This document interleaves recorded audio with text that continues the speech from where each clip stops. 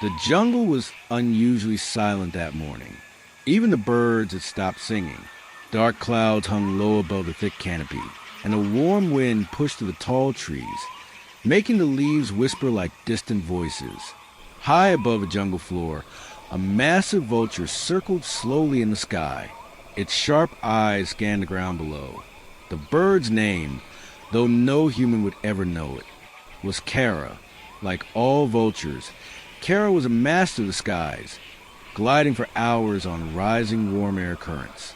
Real fact, vultures can soar for many hours without flapping their wings, using thermal air currents to travel huge distances. But today, something unusual caught Kara's attention. From deep within the forest, a faint sound rose above the wind. A cry, soft, weak, but unmistakably human. Kara tilted her wings and descended in slow circles. Below her, the jungle floor revealed a heartbreaking sight. A tiny human baby lay wrapped in torn cloth beside a fallen tree. The child's face was dirty, and its cries were growing weaker, perhaps lost, perhaps abandoned. The jungle was no place for something so fragile. Around the clearing, the forest was already watching. Monkeys rustled nervously in the branches. Insects hummed in the thick air. And somewhere far away, a predator growled. Kara landed cautiously on a nearby branch. Her sharp eyes studied the helpless creature. Instinct told her this was not prey. It was something different, something strange. The baby's cries slowly faded into exhausted whimpers. Then Kara noticed something else. Movement in the tall grass. 3 shadows creeping silently toward the clearing. Wild dogs, their yellow eyes locked onto the helpless child. They had heard the cries. Slowly, the pack spread out. The jungle had already decided the baby's fate. But Kara did something no vulture had ever been seen doing before. She spread her enormous wings and screamed. A harsh, piercing cry echoed through the trees. The sudden noise startled the wild dogs. Kara launched from the branch and swooped low over their heads, flapping her massive wings violently. The dogs snarled in confusion. Vultures did not attack. They waited. They scavenged. But Kara wasn't behaving like a scavenger. She circled again and again, each dive closer than the last. The dogs grew frustrated. Their prey was being guarded. Finally, the pack leader growled and turned away. One by one, the others followed. Soon the clearing was quiet again. Kara landed beside the baby. The child had stopped crying. Small fingers reached out weakly toward the giant bird. For a moment, the jungle seemed to hold its breath.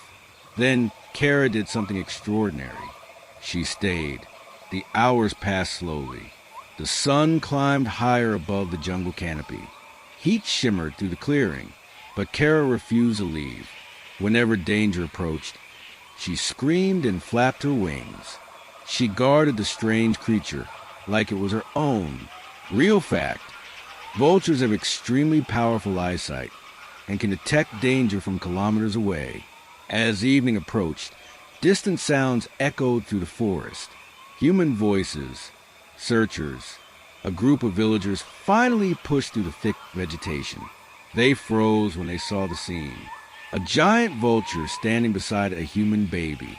For a moment, no one moved.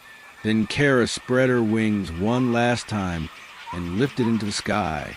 The villagers rushed forward. The baby was alive. Weak, but alive. None of them could understand what had happened there. But the jungle had witnessed it. Years passed. The jungle changed with the seasons. Storms came and went. Rivers flooded and dried again. And high above the forest, Kara continued to rule the skies. But age was slowly catching up with her.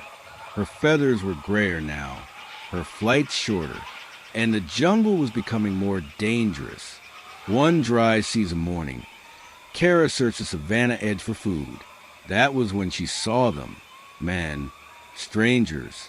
They carried rifles and cages. Poachers. They had come for rare animals. Hidden in the tall grass nearby was Kara's nest. Inside the nest, her chick, still young, still helpless. The poachers spotted it. One of them smiled coldly. A rare vulture chick could sell for a fortune in the illegal wildlife trade. They climbed toward the rocky ledge. Kara screamed from the sky, but this time her cries could not stop them. The men grabbed the chick and forced it into a cage. Kara dove again and again, but gunshots echoed through the air. The terrified bird had no choice but to retreat. Her chick was gone. Days later, the poachers prepared to leave the jungle. Their truck rattled along a dirt road near the forest edge. Cages filled the back. Exotic birds, small monkeys, and a frightened vulture chick. But the road ahead suddenly blocked. A man stood there, tall, strong, wearing a wildlife ranger uniform. His name was Armin, the same baby who had once cried helplessly in the jungle clearing. He had grown up hearing the story. The villagers always said a mysterious vulture had saved him. That story had shaped his life.